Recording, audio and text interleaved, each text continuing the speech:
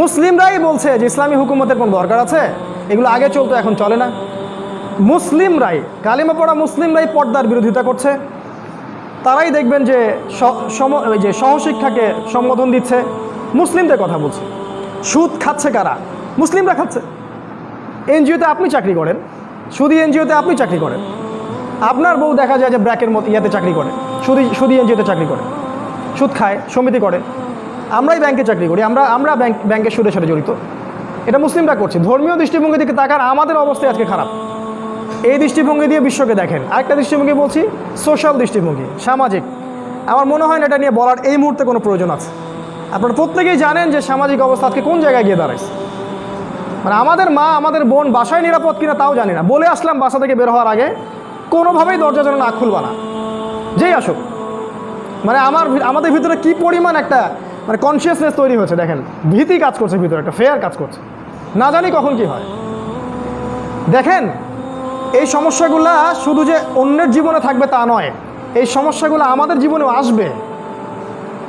আপনারা ওই ঘটনা জানেন, শনিবারে মাছ ধরার ঘটনা।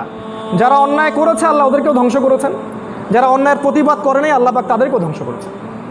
আর যারা অন্যায়কে পেট্রোনাইজ করছে উপরের লেভেল থেকে, সবাইকে আল্লাহ ধ্বংস করবেন। কোথায় আছে? কোরআনে আছে, সূরা বনী ইসরাঈলের মধ্যে দেখবেন, ওয়াইম মিন ক্বরিয়াতিন ইল্লা নাহনু মুহলিকুহা ক্বাবলা ইয়াউমিল কিয়ামাহ। কিয়ামতের আগেই এই জুলুমের কারণে প্রত্যেক নগরী আমি ধ্বংস করে দিব, আল্লাহ বলেছেন। কিভাবে করবেন? ওই যে পারমাণবিক যুদ্ধ আসতেছে সামনে, 800 কোটি মানুষ তো এমনি মারা যাবে না, এমন বোম পড়বে 1 সেকেন্ডে সব শেষ। 1 সেকেন্ডের মধ্যে একটা রাষ্ট্র শেষ হয়ে যাবে। 5টা বছর অপেক্ষা করেন, দেখেন কি হয়। 5টা বছর অপেক্ষা করেন, সাল বলে দিচ্ছে 2025 সাল পর্যন্ত অপেক্ষা করেন। আল্লাহ ভালো জানেন, আমরা ভবিষ্যৎ বক্তা নই। 2025 পর্যন্ত অপেক্ষা করে দেখেন কি হয় সামনে। যে কোনো সময় ওয়ার্ল্ডে একটা ম্যাসাকার ডিস্ট্রয়মেন্ট শুরু হয়ে যাবে। Nuclear war is coming, knocking at the door, দরজায় কড়া নাড়ছে। সোশ্যাল অবস্থা এই দেখবেন, সমস্ত পাপাচারের মূল সামাজিক পাপাচারগুলো। এখন কি নাই? হত্যা অ্যাভেলেবেল, ঘুষ ছাড়া চাকরি হয় না, টেবিলে নিজে টাকা না দিলে আমার জব হবে না। মুসলিম তো ঘুষ নিচ্ছে, ওখানে তো ইহুদি খ্রিস্টান নাই, ওদেরকে দোষ দেন কেন সবসময়? নামাজি লোক সেই কাজ করতেছে। এই যে মানুষের জমি লুট করে খাওয়া, কে করতেছে এগুলো? ওরা করে না, আমরাই করি।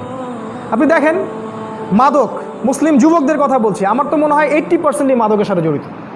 কয়টা ছেলে পাবেন ফ্রেশ মাদক ছাড়া, সিগারেটও খায় না এমন ছেলে কয়জন আছে? এদের রক্তকে দূষিত করে ফেলা হয়েছে। এগুলা এমনি এমনি করা হয়নি, কারণ দাজ্জাল জানে যে তার এই এজেন্ডার সবচেয়ে বড় বাধা হচ্ছে যুব সমাজ। এই জন্য যুব সমাজের আত্মাটাকে সে ধ্বংস করে দিয়েছে। কিভাবে? এই মাদক দিয়ে আর পর্নোগ্রাফি দিয়ে, দুইটা মেইন অস্ত্র আর কি। কত যুবক আছে আমাদের মতো স্কলার, মানে আমাদের মতো, মানে বলছি যারা কোরআন হাদিস পড়াশোনা করছে, কিন্তু বুক ফুলায় সত্য কথাটা বলতে পারে না। কেন পারে না জানেন? আপনার কাছে মনে হয় সে ভয় পায়। আমি আপনাকে রিজনটা বলছি, রিজনটা পর্নোগ্রাফি। ইয়েস, মানুষ যখন গোপনে পাপ করে তখন দেখবেন পাবলিকলি সে হক কথাটা বলার সাহস পায় না, ভিতর থেকে সাউন্ড আসে না। ভিতর থেকে সাউন্ড আসবে না, ইমানের ওই জাজবাটা আসবে না আপনার ভিতর থেকে। কারণ ওই পর্নোগ্রাফির কারণে হৃদয়টা আস্তে আস্তে আস্তে আস্তে ডেড হার্ট, মরে গেছে। এখন সেখানে নূর নাই, এই জন্য সে সত্য কথাটা বলতে পারছে না। সে কিন্তু কোরআন জানে, তার কথাই বলছে। আর অন্যদের কথা বাদ দেন, কি নাই দেখেন, মাদক যুবকদের মতো ছড়িয়ে দেওয়া হয়েছে, পর্নোগ্রাফি ছড়িয়ে দেওয়া হয়েছে। আপনার এই যে ধর্ষণ, এটা নিয়ে বলার মতো রুচি এখন কাজ করছে না, কোনো বিচার পাবেন না। ওই দুই একটা আইওয়াস। আচ্ছা, নাউজুবিল্লাহ, আমাদের মা বোনদেরকে রেপ করার পরে বিচার হয়েও কি হয়? শান্তি হবে? কি হবে? ওর 5 বছর কারাদণ্ড দিবেন আপনি, ইজ্জতটা যে চলে গেল। ওই মেয়েটার কি হবে? একটা মেয়ের রিপোর্ট দেখলাম গত পরশুদিন, একটু সময় নিচ্ছে, আপনার একটু ধৈর্য সহকারে বসে। মেয়েটাকে রেপ করেছে তার চাচাতো ভাই, কয়েকজন ওর গুন্ডা বাহিনীকে নিয়ে পলিটিক্যাল শেল্টারে, নাম বলছি না, আপনারা জানেন কারা এই কাজগুলো করে। পলিটিক্যাল শেল্টারে কাজটা করা হয়েছে এবং সেই মেয়ের সেই গর্ভে সন্তান এসেছে, সেই বাচ্চাটাকে সে জন্ম দিয়েছে। সেই বাচ্চাটা বয়স এখন 4 বছর। ওই মেয়েটা সমাজে কিভাবে চলে? সমাজের মানুষ ওকে ছিছি করে, ওই মেয়েটাকে ছিছি করে। ওই বাবার কোনো পরিচয় নাই। আর কোনো মুসলিম যুবক আজকে ওই মেয়েটার পাশে দাঁড়ালো না, কেউ দাঁড়ালো না। ওই মেয়েটা যদি আমার বোন হতো বা আমাদের প্রধানমন্ত্রীর মেয়ে হতো, যদি এই মেয়েটা আমাদের পলিটিক্যাল লিডারদের কারো মেয়ে হতো বা বোন হতো, আপনি কি করতেন? চিন্তা করেন, এই কথাটা এই জন্য বললাম, নবী সাল্লাল্লাহু আলাইহি ওয়াসাল্লাম জিনা এবং ধর্ষণ ঠেকানোর জন্য একটা ফিলোসফি দিয়েছেন, যে নিজের করে চিন্তা করা। দেখবেন, আমি দলিল দিচ্ছি, একটা ছেলে এসেছিল না, এসে বলেছিল যে আমি জিনা করতে চাই ইয়া রাসূলুল্লাহ, আমি ইসলামের সব মানতে রাজি আছি, বাট আমাকে জিনার অনুমতি দেন। নবীজি কি বলেছেন? তার উপর রাগ হন নাই। নবীজি বলেছেন, তোমার মায়ের সাথে কেউ জিনা করলে তুমি কি তা পছন্দ করবে? কি নেতা, কি রকম ইন্টেলেকচুয়াল নেতা দেখেন। তোমার বোনের সাথে করলে কি পছন্দ করবে বাবা? তোমার ফুফুর সাথে, তোমার খালার সাথে, তোমার মেয়ের সাথে।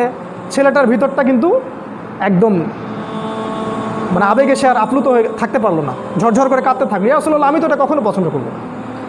তখন তিনি বললেন, যার সাথে তুমি এটা করতে চাচ্ছ অবৈধ কাজ, সেও কারো না কারো বোন, কারো না কারো মা, কারো না কারো ফুফু, কারো না কারো খালা। হাদিসটা দেখেন, বুখারীতে আছে। নিজের করে চিন্তা করবেন না, আইন বাস্তবায়নও করতে পারবেন না আপনি। যখন মনে করবেন এই দেশের প্রত্যেকটা ধর্ষিতা বোন আমার মা, আমার স্ত্রী, আমার দেশ আজকে ধর্ষিত, তখন আপনি আইন পাশ করতে পারবেন।